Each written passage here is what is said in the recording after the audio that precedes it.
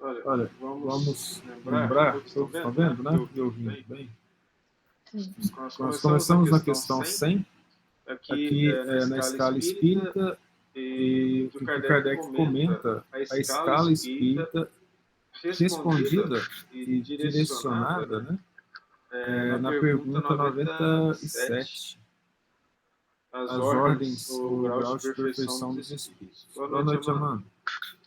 Aí, boa noite. A gente parou aqui, ó, que ele admite 3 categorias, né? E nós conversamos sobre isso. Esta divisão, vou comentar aqui um pouco, essa divisão nos pareceu perfeitamente racional e com caracteres bem positivados. Kardec comentando, né? Só nos resta pôr em relevo, mediante subdivisões em número suficiente, os principais matizes do conjunto. Foi o que fizemos com o concurso dos espíritos, cujas benévolas instruções jamais nos faltaram.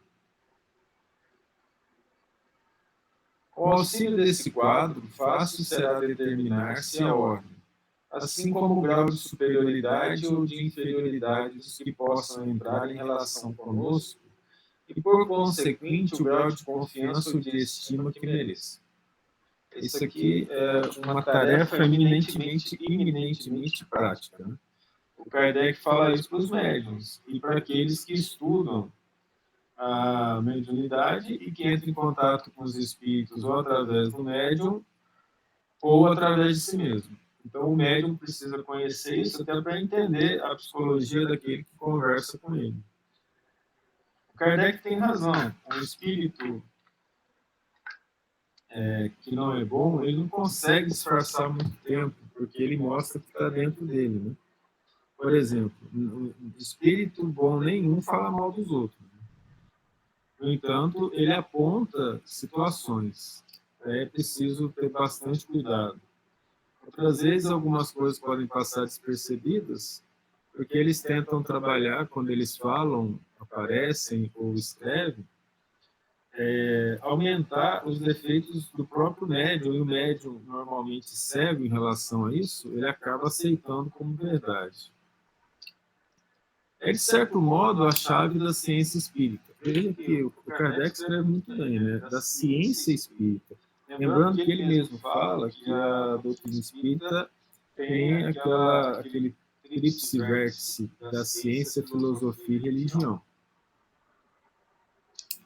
Então ele está falando a chave da ciência espírita, onde ele vai desenvolver depois, no livro dos médiuns, essa ciência. Porquanto só ele pode explicar as anomalias que as comunicações apresentam, esclarecendo-nos acerca das desigualdades intelectuais e morais dos espíritos. Isso aqui é importante, né? Nós já lembramos sempre que Paulo fala, né? Não acrediteis em todos os espíritos, mas verifiquem. João fala, mas se eles são de Deus. Então, já no Novo Testamento, já tem essa situação de não acreditando em todos os espíritos, é porque eles são desiguais. E nós sabemos também que aquele desenvolvido intelectualmente não necessariamente é desenvolvido moralmente. Naquela época era mais difícil, né? Hoje está mais simples. A leitura dos livros do André Luiz permite-nos estudar em detalhes mais as características psicológicas dos espíritos. Vamos lembrar que a Revista Espírita de 1800, eu acho, 1861, ela, agora não lembro a data, se é 60 ou 61, mas o nome dela é Revista Espírita e Psicologia, Revista de Psicologia e Espiritismo, porque o Kardec ele coloca o estudo da psicologia dos espíritos. Na verdade, é a psicologia do encarnado, ele só está mais livre do outro lado, manifesta de forma, vamos dizer, mais superlativa as suas tendências.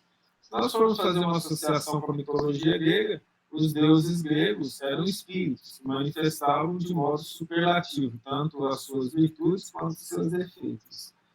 A mediunidade existe de todos os tempos. A concatenação de uma lógica associada à comunicação veio a existir somente com o trabalho do Allan Kardec. Faremos, todavia, notar que estes não ficam pertencendo exclusivamente ao tal classe, sendo sempre gradual o progresso deles, e muitas vezes mais acentuado no sentido do que em outros.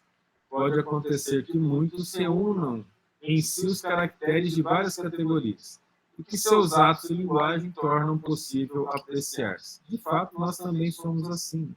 Nós temos algumas virtudes em uma área, falta em outras, podemos ter em várias áreas, faltando em várias outras. Essa é uma situação natural mesmo. E é claro que, como nós evoluímos, nós não ficaremos sempre na mesma posição. Eu falo nós porque nós podemos nos caracterizar dentro dessas categorias que o Allan Kardec vai falar, porque tem a ver com a psicologia deles, que é a nossa. Afinal de contas, a gente veio do mundo dos espíritos e para lá retornaremos. Uns mais, outros em menos tempo. A terceira ordem, espíritos imperfeitos. Eis-nos aqui. 101. Caracteres gerais. Predominância da matéria sobre o espírito. Propensão para o mal. Ignorância, orgulho, egoísmo e todas as paixões que lhes são consequentes. Então, vamos parar um pouquinho aqui. Toda vez que eu dou mais importância às coisas materiais do que às coisas espirituais, eu sou da terceira ordem.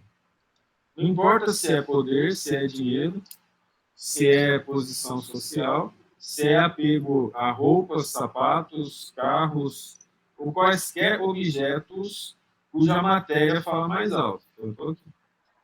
Ora, nem todos têm propensão para o mal, mas como foi dito ali em cima, a gente é melhor em umas coisas, pior em outras. Ignorância. Alguns não têm ignorância. Outros têm. Alguns não têm ignorância, mas têm orgulho e egoísmo. Podemos ter um ignorante menos orgulhoso, menos egoísta. E nós vamos saber que lá no Evangelho segundo o Espiritismo, que na lição do Emmanuel, assinada por Emmanuel,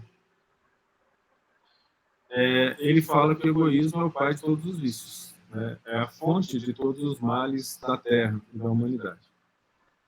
Tem a intuição de Deus, mas não compreendem. Isso aqui não é bem o nosso estado aqui na Terra. A gente não compreende Deus, de fato. Mas a maioria de nós tem intuição de Deus, acredita em Deus, mas não desenvolve essa ideia, né?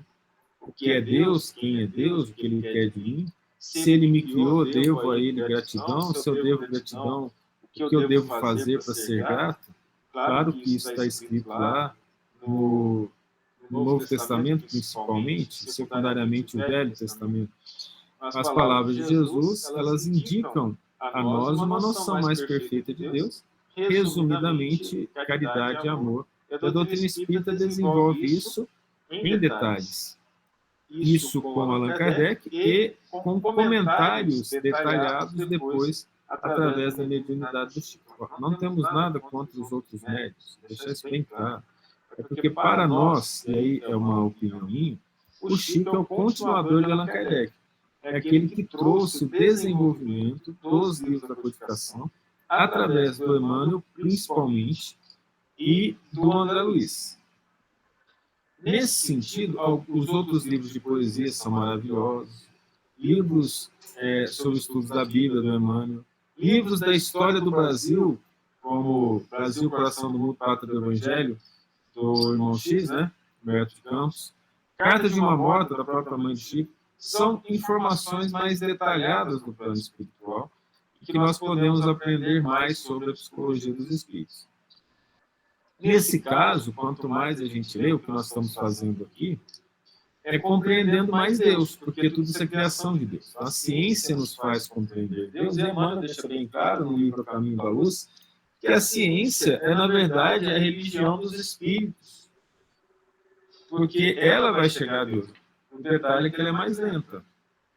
Para nós que temos a oportunidade de conhecer a doutrina espírita, nós fazemos raciocínios lógicos E aquilo preenche o nosso coração sem a necessidade da comprovação pelo método científico. Eu sou satisfeito com o que a doutrina espírita me fala sobre Deus, sobre os espíritos, sobre a realidade. Isso para mim é suficiente. Eu não preciso passar isso pelo crivo do método científico, porque preenche o meu sentimento. No entanto, aquele que esperar a ciência, buscar as informações divinas, um pouco de raciocínio também compreende Deus. A questão é direcionar o raciocínio. Se mantiver só na intuição, eu posso acreditar em Deus, não necessariamente entendê-lo mais ou menos. Para isso, nós precisamos despender raciocínio e esforço. Para nós, professores ou ex-professores, entender o quanto que as pessoas não gostam de estudar, basta ver as notas nas provas. E para o aluno se preparando para uma prova, pela vontade que ele tem de estudar, dá para entender que direcionar o raciocínio é algo tão simples de ser feito. Para alguns poucos, sim. Ou nós não podemos prescindir do esforço, obviamente. Nem todos são essencialmente maus. Em alguns há mais leviandade, reflexão e malícia do que verdadeira maldade. Aí a gente entra nessa questão de irreflexão, porque para melhorar a minha noção de Deus eu preciso refletir, pensar. Uns não fazem o bem nem o mal. Kardec desenvolve isso bem, né? Eu não poderia deixar de comentar aqui, mas pelo simples fato de não fazer o bem, já denotam sua inferioridade. O bem é a vontade de Deus. O Filho de Deus, que tem noções de responsabilidade, ele precisa fazer o bem o tempo todo, em todo momento. Ele tem que evitar o egoísmo, evitar o orgulho, a vaidade, evitar o apego aos bens materiais e fazer o bem o tempo todo. É assim que nós denotamos responsabilidade diante do nosso Criador e agradecimento pela nossa criação. Outros, ao contrário, se comprazem no mal e rejubilam quando uma ocasião se lhes depara de praticá-lo. Nós podemos ver aqui aquilo que nos envolve, né? O gosto pela maledicência, o gosto pelo que não é belo, a necessidade de tocar em assuntos desastrosos, longe dos raciocínios cristãos. Nós podemos ver que eles se rejubilam com essa ocasião, até muitas vezes desenvolver ou atuar e viver dentro de um certo vício, uma busca constante de sensações que, a maioria das vezes, se não todas, nos afastam de Deus. A inteligência pode achar-se neles aliada à maldade ou à malícia. Seja, porém, qual for o grau que tenha alcançado de desenvolvimento intelectual, suas ideias são pouco elevadas e mais ou menos abjetos seus sentimentos.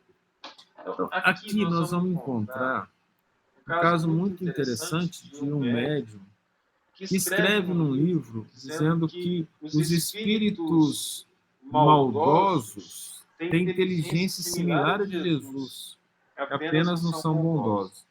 Nós vamos encontrar nesse parágrafo o Allan Kardec mostrando que isso não pode ser verdade. Porque a inteligência, ela cresce, como o André Luiz narra a mãe de Lísias falando lá no plano espiritual, né? O sentimento e a razão é um ângulo de 90 graus, assim, né? Até como se fosse um casamento. E aí, se nós fizermos esse ângulo aqui, o crescimento, ele requer um crescimento horizontal e um crescimento vertical. O espírito inferior, ele cresce horizontal, ele pode saber todos os dados a ponto de construir casas, apartamentos, navios submarinos, bombas, o que seja. E vai ter um crescimento horizontal. O conhecimento vertical, que é aquele do sábio, que olhando de cima entende as bases do raciocínio, ele não tem porque ele não conseguiu crescer em moralidade. Então, essa afirmação ela é uma afirmação equivocada, de acordo aqui com esse parágrafo que o Allan Kardec escreveu. De fato, também, pela lógica, Deus não daria condições intelectuais a ponto do indivíduo saber muito mais do que aquele que cresceu em moralidade, em termos de evolução. Quando nós formos anjos, nós teremos a moralidade e a intelectualidade mais alto nível. Mas não faz o menor sentido o indivíduo crescer tanto mais intelectualidade a ponto de ter a inteligência do anjo com a moral de um terráqueo. Não faz o menor sentido isso. Quando Kardec fala que nós podemos crescer mais uma coisa do que em outra, isso evidentemente é limitado a determinados pontos. Não é uma coisa ilimitada. Daí a gente, com os conhecimentos e raciocínios que o Kardec nos coloca, a gente sabe avaliar melhor os livros que a gente lê. Né? Estritos conhecimentos têm das coisas do mundo espírita, e o pouco que sabe se confunde com as ideias e preconceitos da vida corporal. Essa parte aqui a gente precisa analisar com certo detalhe. Eles vivem no mundo espiritual e têm pouco conhecimento que está lá.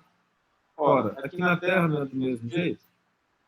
Na época da pandemia, a gente viu a ignorância assaltar as redes sociais com afirmações extremamente inescrupulosas e cheias de ignorância em relação às coisas da vida e da ciência relativos à vacinação, a medicamentos, né?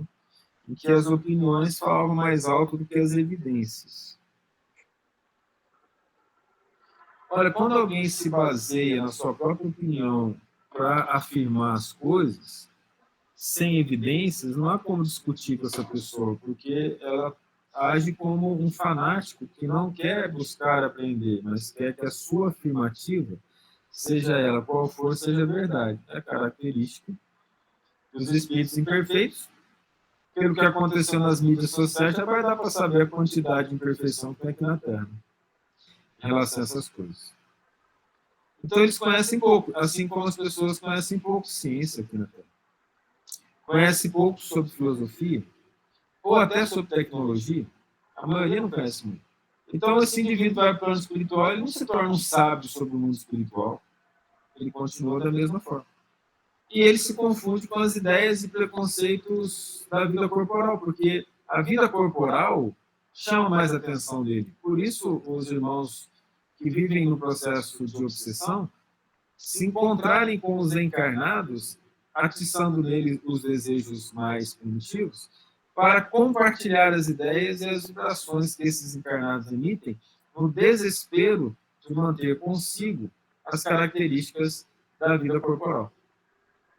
Daí é a matéria predominando sobre o espírito, mesmo o indivíduo sendo espírito. Não nos podem dar mais do que noções errôneas e incompletas. Você querer aprender sobre vacina com uma pessoa que não chegou a completar o ensino primário, por exemplo. Entretanto, nas suas comunicações, mesmo imperfeitas, o observador atento, eu vou chamar a atenção para a palavra atento, encontra a confirmação das grandes verdades ensinadas pelos espíritos superiores. Aí o Kardec diz que, mesmo que esses indivíduos psicografem ou deem mensagens, o mínimo que ele está provando é que existem espíritos.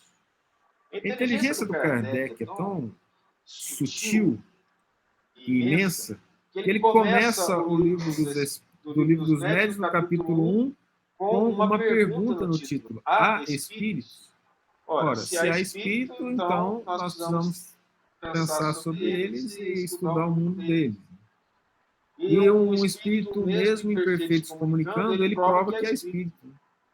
Então, partindo desse pressuposto e algumas informações mesmo errôneas, nós saberemos algo sobre o mundo espiritual.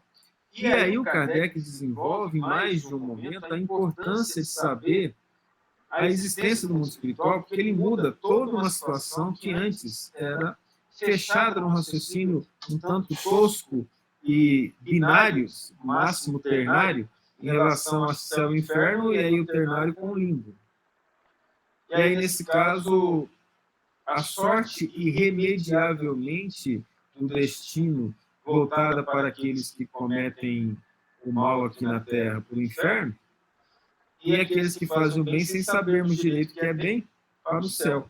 Acabando com isso, nós podemos trabalhar, então, a evolução e cair até na escala espírita. Aquele que está num nível abaixo da escala, um dia chegará nesse nível superior. Veja que, eu não sei quanto a vocês, aí vocês podem me falar sobre isso, com conhecimento do ensino médio, foi muito bom estudar a doutrina espírita, porque o ensino médio, pelo menos na minha época, era vasto, né? Tem que estudar geografia, história, matemática, português, essas coisas. Então, o estudo dos livros do Allan Kardec me enchiam de vontade de aprender mais, de aprender sobre as vibrações, as ondas, o pensamento. Isso acaba nos enchendo de vontade de entender mais a obra de Deus. Então, nesse sentido, a gente pode perceber que, estudando a doutrina espírita, o nosso raciocínio fica um raciocínio um pouco mais agudo, porque o raciocínio de Kardec acaba nos influenciando na maneira de pensar.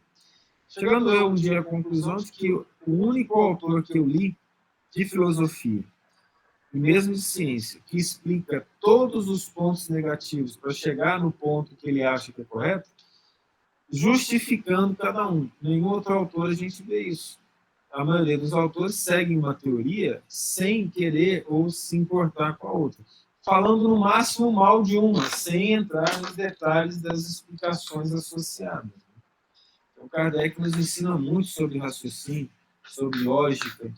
sobre lógica argumentativa, que ele usa bastante, sobre retórica e sobre o raciocínio em geral. Alguém já sentiu dessa mesma forma, estudando a doutrina espírita, ou estou sozinho? Sim, até no livro O que é o Espiritismo, né? Que é um livrinho curto, meio que feito para colocar as argumentações, né? Ele coloca uma por uma que os que estavam contra o Espiritismo na época comentaram, né? E aí ele desenvolve aqui, explica até porque que a pessoa pensou daquela forma, né? Isso é muito presente.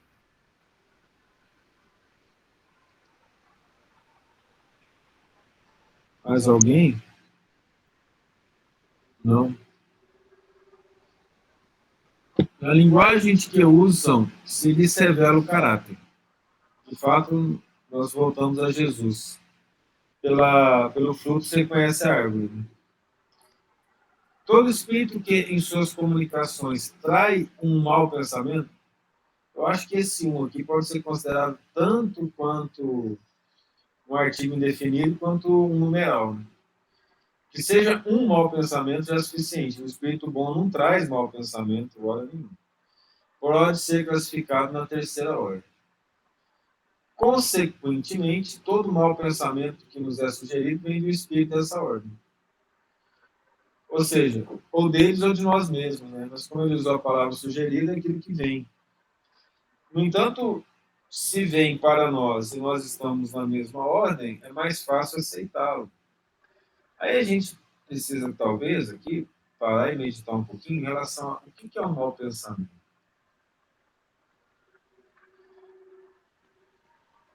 Não gostar de quem não gosta de mim. Para muitos, isso é um bom pensamento. Está errado isso? Maltratar quem me maltrata. Para mim, é um bom pensamento. E aí o Cristo vai lá no Sermão da Montanha, Sermão do Monte, e fala, bendizei o que vos maldizem. Orai pelos que vos perseguem e caluniam, para teres grande galardão nos céus.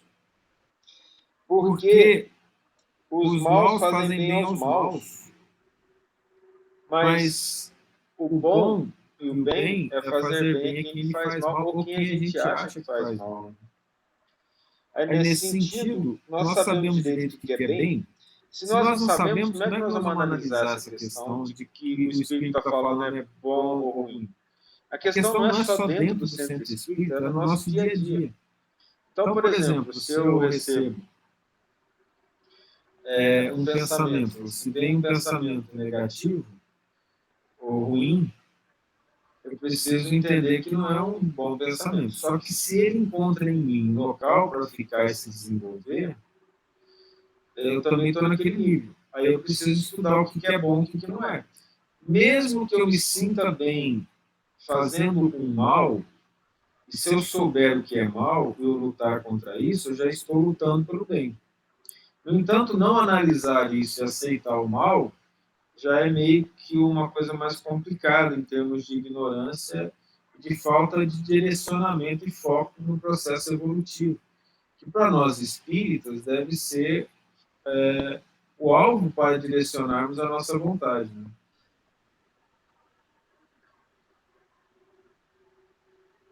Nós lembramos do livro, eu acho que é Missionários da Luz, em que o padre conversa lá e fala sobre a ave de rapina passando sobre a cabeça, né?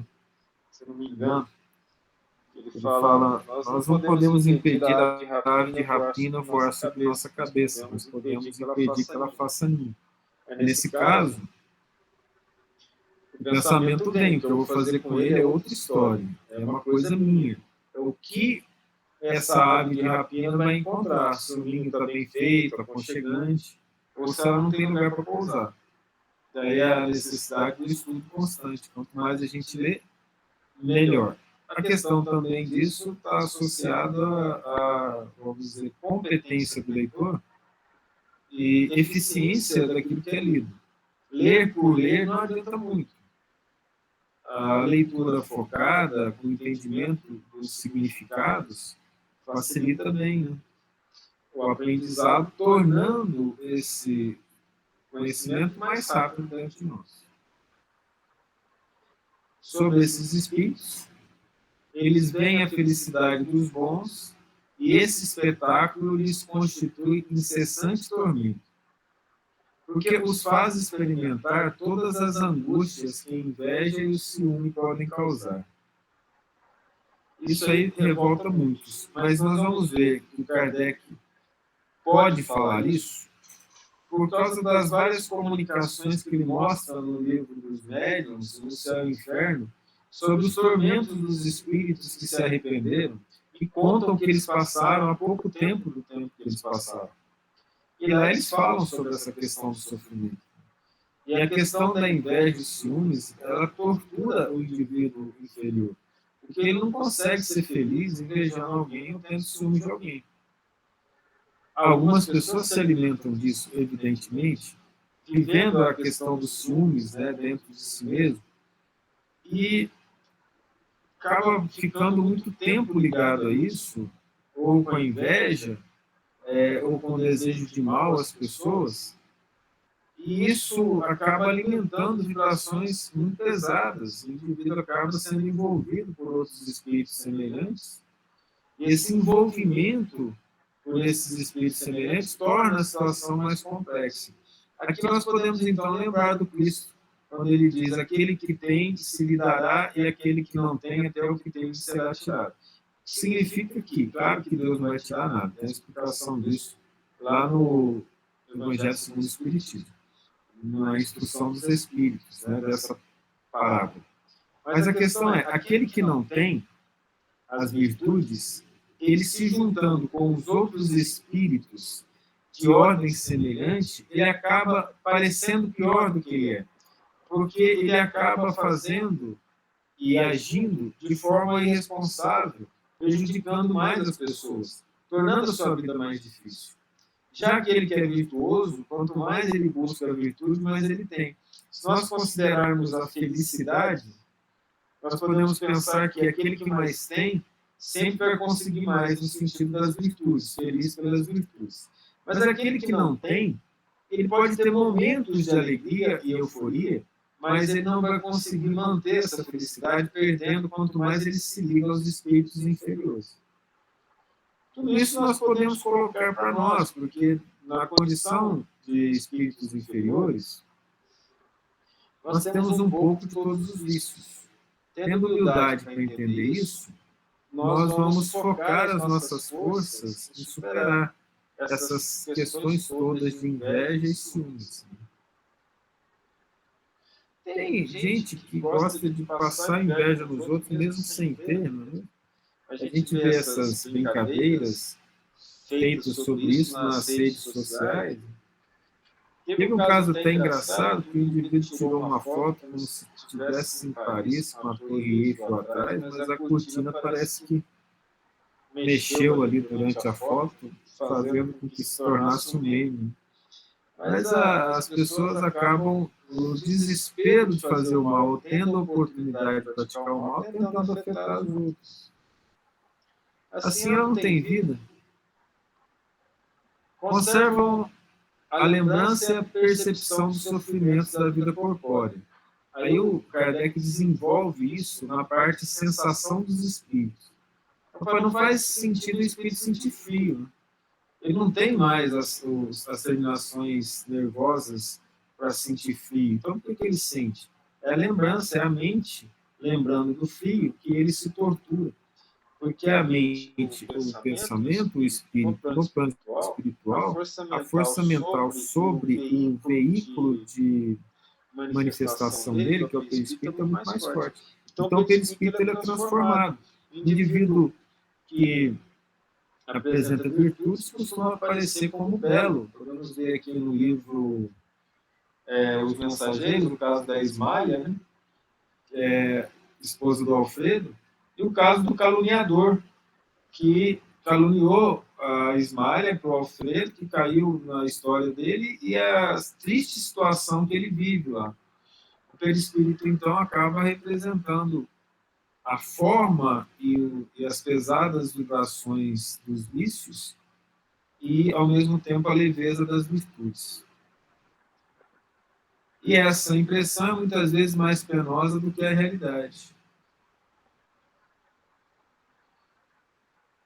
Eu acredito que realmente muitas vezes mais penosa mesmo, porque os sofrimentos são imensos. Se a gente for ler principalmente o livro O Céu e o Inferno, né? Sobre os espíritos imperfeitos, ou sobre aqueles que estão numa situação difícil, é doloroso até ler aquilo, vendo os sofrimentos relatados pelos espíritos que sentem essa realidade através do pensamento. Sofrem, pois, verdadeiramente pelos males de que padeceram em vida e pelos que ocasionam aos outros. Isso significa que todo mal que nós fizermos a alguém, por pensamento ou por ações, nós vamos receber de volta no plano espiritual. Não tem como. Nós podemos também lembrar do livro dos Mensageiros, daquelas conversas que, antes deles irem para os trabalhos lá na colônia, são feitas lá num determinado local no nosso lar. Vocês lembram disso? E vários espíritas médiuns estão conversando, contando as suas histórias. Por mais que eles já estejam lá, numa situação melhor, o padecimento é imenso, a ponto de que um e outro, quando começam a lembrar, modificam o seu estado mental, sendo necessário que sejam ajudados pelos que estão em volta. Falar sobre o problema parece ajudar bastante. Aí nós puxamos um pouco a sardinha, assim como o André Luiz o faz, para a questão da psicanálise. Né? Falar sobre os problemas, ter alguém para ouvir. Muitas vezes nem é necessário interferir muito, porque só da pessoa falar, ela começa a pensar de uma maneira diferente daquilo que ela está vivendo.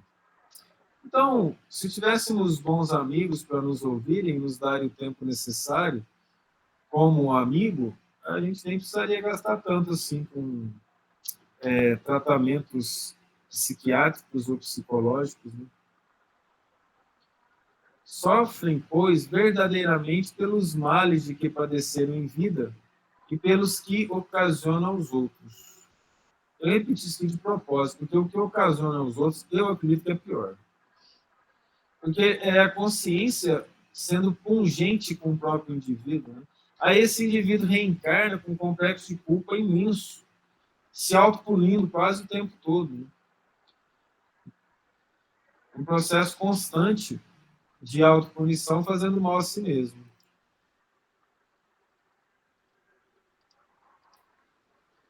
O próprio caso do caluniador da Ismália, né? Que eu li recentemente. Quando o André Luiz visita ele, aí ele ausculta, né, os pensamentos dele. E aí ele fica meio estarrecido porque o Paulo ele vive constantemente com uma visão do Alfredo envelhecido, doente, e da Esmalha sofrida. E eles não estão mais nessa situação porque eles conseguiram ultrapassar a dor e vencer, mas ele, por não ter vencido, ele cria dentro dele as imagens mentais das pessoas que ele machucou, né? E aí isso acaba sendo uma própria criação dele em relação a isso. E aí o Aniceto até comenta que as nossas vitórias, elas fazem parte de nós e ficam conosco, mas as dívidas, elas nos torturam nesse sentido, porque nós mesmos criamos esse sentimento de culpa e aí a gente se aprisiona a esses pensamentos perturbados. Aproveitar aqui, só para você comentar sobre Uhum. e como sofrem por longo tempo, julgam que sofrerão para sempre. Aí é aquela questão dos tormentos eternos que o Kardec desenvolve tão bem no livro Céu e Inferno. Deus, para puni-los, quer que assim julguem.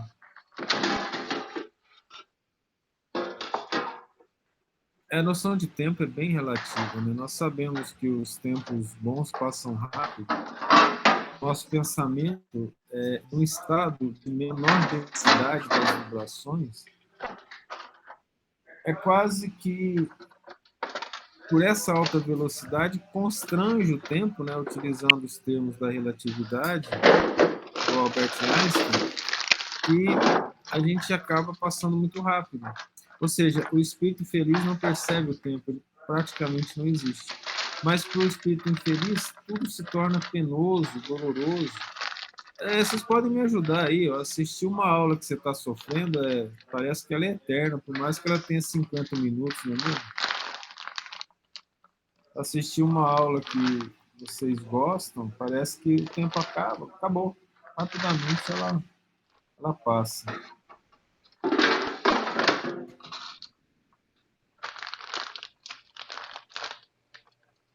Podem compor 5 classes principais. Aí ele vai dividir as 3 em 10 classes. Né? A 10ª classe, aí está no item 102, né? Espíritos impuros. São inclinados ao mal, que fazem objeto de suas preocupações. A pessoa pensa em fazer o mal.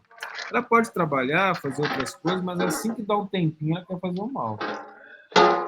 Ela quer gerar constrangimento e problemas para as pessoas. Como espíritos dão conselhos pérfidos, sopram a discórdia e a desconfiança e se mascaram de todas as maneiras para melhor enganar. Essa questão de mascarar aqui é bastante complexa, né? As pessoas mentem, fingem, para que a sociedade as veja com uma máscara do que elas não são. Pessoas que fazem assim, elas realmente são pérfidas. E elas plantam a discórdia e a desconfiança. Esses seres é que atrapalham os que querem fazer o bem muitas vezes, né? Porque ligados ao mal, eles acabam sendo muito atentos ao processo obsessivo ou de fascinação dos espíritos das trevas, tentando destruir o trabalho do bem. Quase sempre, né? Então nós vemos algumas vezes bons conselhos sendo dados em que outra pessoa, por meros ciúmes ou tristeza ou dor interna, vai lá e tenta destruir isso no outro. Eu me lembro que a gente já passou por isso várias vezes, né? Aconselhando alguns alunos até, ou alunas, em relação a estudos, e os colegas que não queriam que esse outro colega se tornasse estudioso, por exemplo, e tentava destruir tudo aquilo que nós falávamos através de exemplos sem significação lógica. Mas isso pelo desespero, né? Assim como todos os obsessores, de terem pessoas no mesmo nível, os pessoas que pensam de forma semelhante, porque o mal sozinho é difícil de ser feito. Normalmente vem em grupo. Já o trabalhador do bem, normalmente os grupos são pequenos, ele acaba sendo solitário. Né? Nós podemos lembrar do Cristo dizendo: o Filho do Homem não tem uma pedra onde encostar a cabeça. Nós vemos Paulo passando por situações extremamente difíceis, né? Nos Atos dos Apóstolos, sozinho, sendo até abandonado por alguns daqueles que andavam com ele. Hoje a situação está melhor, existe mais gente com desejo de fazer o bem, de se ligar ao bem.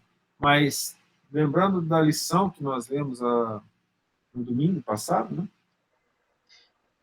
Nós podemos amar o Cristo, mas poucos estão dispostos a caminhar com Cristo no sacrifício constante dos seus vícios, em função de buscar as virtudes, que ao mesmo tempo significa trabalhar junto com Jesus na sua seara. Buscar virtudes implica em sacrifício, sacrifício do egoísmo. E o sacrifício do egoísmo requer boa vontade, uma certa humildade. E a luta pela humildade e pelas virtudes ela é quase gigante em termos de tempo, porque é até sermos anjos. A partir de anjos não teremos mais defeitos. Mas nós conseguimos superar, vamos dizer, aquela parte primitiva do egoísmo, da sensualidade, do orgulho, da vaidade. E aí essas questões acabam ficando mais sutis, né? Nós podemos dizer que espíritos superiores, bondosos, nem apresentam vaidade. Eles não vão achar isso, eles vão encontrar defeitos neles que nós não enxergamos, porque eles vêm muito acima de nós, dada a sabedoria que eles encontram. Nós vemos o Chico a questionar ele mesmo quase o tempo todo, se colocando como um cisco da criação, se mostrando pequenino, cheio de defeitos. Não obstante, o que o Chico chamava de defeito, nele mesmo, era virtude para muitos. Né? Ligam-se aos homens de caráter bastante fraco para cederem às suas sugestões, a fim de induzi-los à perdição, satisfeitos com o conseguirem retardar-lhes o adiantamento, fazendo-os sucumbir nas provas por que passam. A ideia é fazer com os obsessores que os encarnados sucumbam nas provas. Voltando àquela situação da discórdia e da desconfiança, que eles fazem bastante, determinada vez, passando por isso, tentando ajudar uma pessoa, com outras tentando atrapalhar, porque sempre acontece isso, eu fiquei preocupado, o que fazer. Né?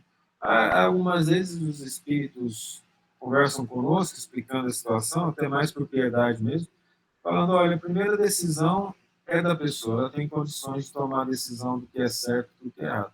Segundo, aquela pessoa ou aquelas pessoas que estão direcionando para um outro caminho se tornam responsáveis pela evolução da outra, se ligando a ela, já nesta vida. Então, tudo que acontecer com a pessoa em que as situações ruins em termos espirituais ocorrerem, aquele que direcionou para o mal é corresponsável. Por isso que a gente reencarna com débitos astronômicos com pessoas que a gente tem até pouco contato. Porque no passado nós matamos. Então aquele mandamento não matarás passa a ter um significado imenso e mais profundo. E que nós gostamos sempre de comentar isso. Não matarás, não é só a vida física, mas é a vida espiritual. Não matarás os bons sentimentos, não matarás a alegria, não matarás as virtudes que estão crescendo, né? Não vai matar a esperança dos outros. Então, nós temos verdadeiros assassinos de esperança, pessoas que carregam consigo vibrações pesadíssimas de pessimismo, levando mal-estar. Quando essas pessoas estão no púlpito, ou como pastores, professores, ou em qualquer profissão que elas conversam com os outros, por exemplo, bancários, médicos, enfermeiros,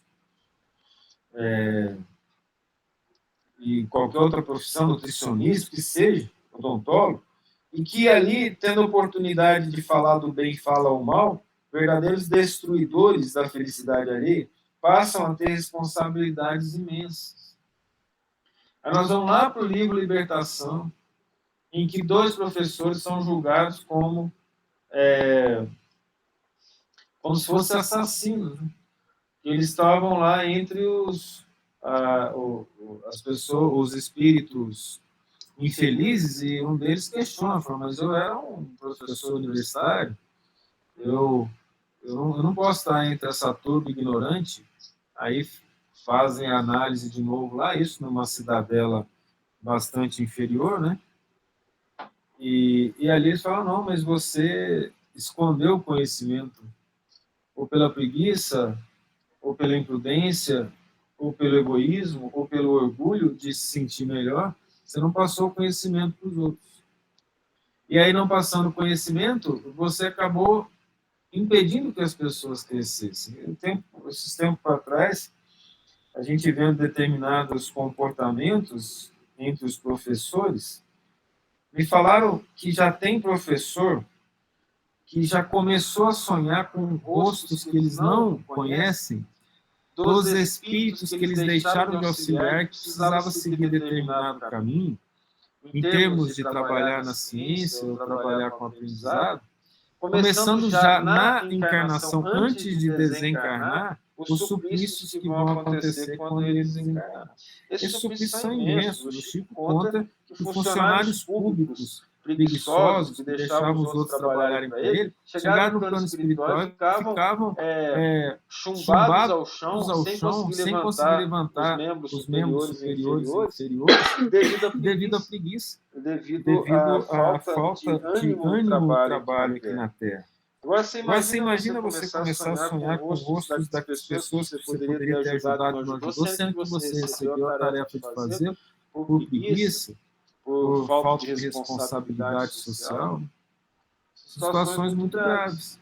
Nós tivemos um caso também, agora eu não me lembro do livro, de um cirurgião que, passando a não responder às expectativas do bem, mas extremamente ligado às coisas materiais, se alguém lembrar aí de que livro que é, me conta, nos próprios Mensageiros, né? Então, nesse livro fala que ele era perseguido por aqueles que morreram na mesa de cirurgia, mesmo ele não sendo culpado pela morte, a falta de responsabilidade diante da desencarnação do indivíduo fez com que ele recebesse como obsessor aqueles indivíduos menos ligados ao bem que voltaram para cobrar dele a falta de responsabilidade diante do processo cirúrgico.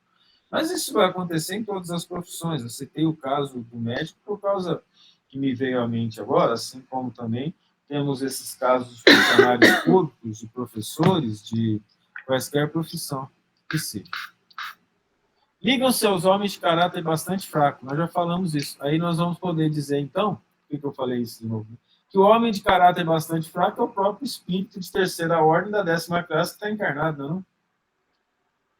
Para cederem às suas sugestões a fim de induzi-los à perdição, satisfeitos com conseguirem retardar-lhes o adiantamento. Ou seja, fica aqui comigo, coleguinha, vamos fazer o mal junto. Só que o mal é sempre mal. Você não pode achar que uma pessoa má vai te tratar bem. O que vai ser um cúmplice ou vai dar-lhe o ombro nos momentos de dificuldade.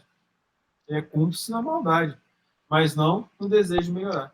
Fazendo sucumbir nas provas porque passa. É o que acontece conosco na maioria das vezes. Quando nós não lutamos pelo bem, nós caímos. E sempre o que nos acontece, a causa vem de nós. Não há injustiça nas leis divinas. Não existem inocentes pagando por pecadores. Não existem inocentes passando por quaisquer provas que não mereçam passar, por melhor que seja a carinha deles, por mais bonitinho que seja. Isso é o que nos ensina a lei e que os vários livros doutrinários nos ensinam e que a própria Bíblia nos ensina. A gente tem visto isso nas leituras da Bíblia, feita com calma, com cautela. A gente consegue encontrar lá vários exemplos de situações associadas à justiça. Nas manifestações, dão-se a conhecer pela linguagem a trivialidade e a grosseria das expressões nos espíritos, como nos homens. O Kardec ele evita colocar isso como encarnado, mas ele não deixa de citar de forma, vamos dizer assim, subliminar. É sempre indício de inferioridade moral, senão também intelectual. Suas comunicações exprimem a baixeza de seus pendores, e se tentam iludir falando com sensatez, não conseguem sustentar por muito tempo o papel e acabam sempre por se trair. É necessidade de prestarmos atenção, de mantermos um tempo a conversação. Se ligar a eles significa estar na mesma faixa vibratória. Nada muito bom. Alguns povos os arvoraram em divindades maléficas. Como nós citamos inicialmente aquela questão do, dos deuses gregos, né, ou até romanos. Em todas as civilizações. Outros os designam pelos nomes de demônios, maus gênios, espíritos do mal. Quando encarnados, os seres vivos que eles constituem se mostram propensos a todos os vícios geradores das paixões vis e degradantes. A sensualidade, a crueldade, a felonia. O que é felonia? A hipocrisia. Procura para mim um dicionário que é felonia. É de felação. É mesmo assim, né? Eu não vou saber explicar isso, acho que a leitura vai ajudar. A hipocrisia, a cupidez, insubmissão de um vassalo a um senhor feudal, ato desleal, procedimento cruel, maldade, ferocidade. Cupidez, o que é cupidez? Orgulho, né? A avareza sórdida. Cupidez, ação, atributo, desejo, cobiça. Fazem o mal por prazer, as mais das vezes sem motivo por ódio ao bem. Quase sempre escolhem suas vítimas entre as pessoas honestas. Voltamos àquilo que nós havíamos falado. Né? Eles são os principais empecilhos ao bem. São flagelos para a humanidade. Olha que situação complexa. Pouco importando a categoria social a que pertençam, o verniz da civilização não os forra ao opróbrio e à ignomínia. A baixeza, podemos resumir aqui. Então, na questão do encarnado, veja, são flagelos para a humanidade. Esses flagelos podem ser mundiais, né? Gengis Khan, Hitler, Napoleão, por exemplo, Stalin, assim por diante. E alguns são regionais. Né? Se nós temos ditadores em determinados países e municipais ou até uma família, por exemplo, eles sempre vão tentar manifestar a sua inferioridade através da maldade. Cabe a nós verificar se nós estamos ou não nessa classe, eu acredito que não, mas um pouco de cada coisa é bom a gente ter noção para podermos nos cuidar e humildemente entendermos que, não obstante inferiores, queremos crescer. Né?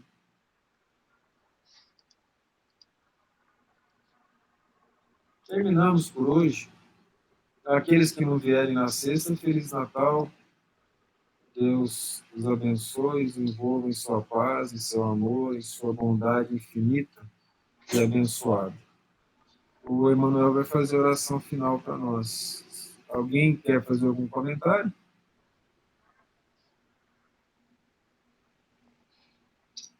Então, Emanuel, fique à vontade. Um abraço a todos. Conseguem me escutar?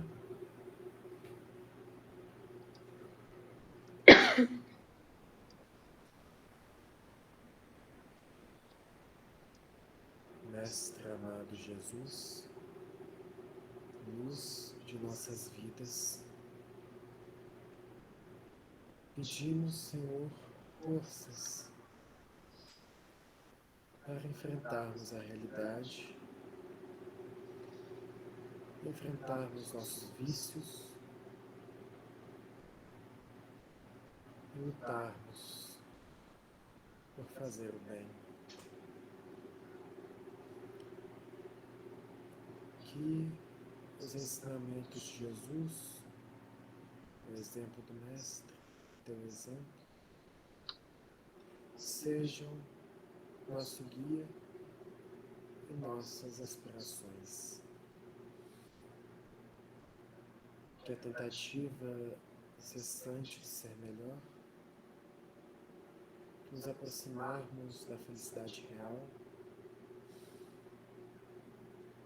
espalhem alegria pelo nosso ser e para os nossos irmãos e irmãs.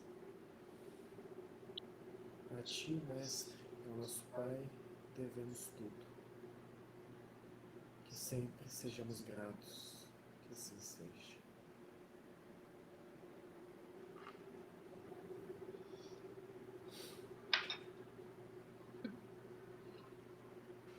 Um abraço, com Deus, até mais.